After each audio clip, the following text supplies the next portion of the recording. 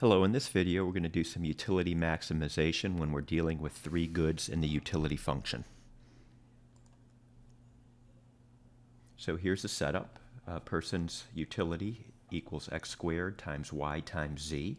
X, y, and z represent different goods, quantities of different goods. The consumer has income, M, of $10, and we're going to set the price of each good equal to $1. That'll keep the algebra a little bit simpler. So here is our budget constraint. Income equals the price of good X times the quantity of good X plus the price of good Y times the quantity of good Y, and so on. And like I said, I just set the price of each good equal to $1 to keep the math a little bit simpler. So we're going to get some marginal utilities. We're going to get the marginal utility of good X, which is a partial derivative of the utility function with respect to good X. And you'll get back 2x, y, z. Next step is to get the marginal utility of good y. Taking the partial derivative of the utility function with respect to good y, we get back x squared times z. And then finally, the marginal utility of good z is given by x squared times y. To maximize utility, the marginal utility per dollar has to be equal across all three goods in this case. So here is our utility maximizing condition. You're going to spend your $10 in such a way where the last dollar spent on each good gives you just as much added utility. So now we're just going to plug into this formula. So we get the marginal utility of good X divided by the price of good X, which we said is 1, and likewise doing the same thing for the other two goods. So now we're just going to simplify this a little bit.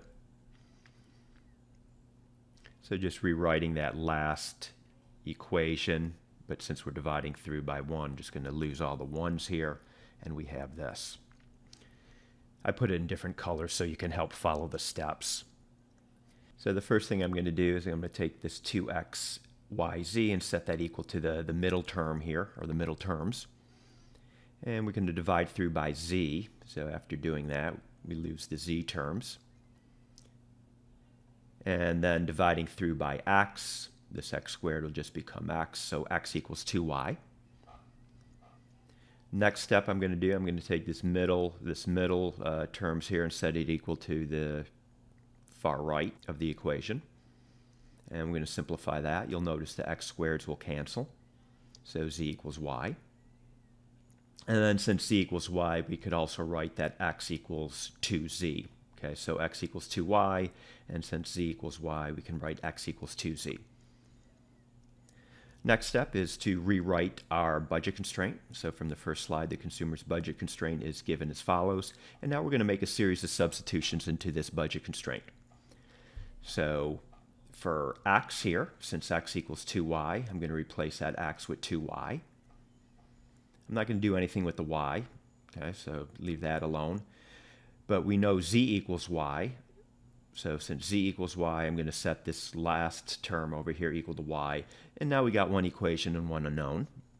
So collecting the y terms on the right-hand side and dividing through by 4, the consumer would purchase 2.5 units of good y. And since z equals y, the consumer would purchase 2.5 units of good z.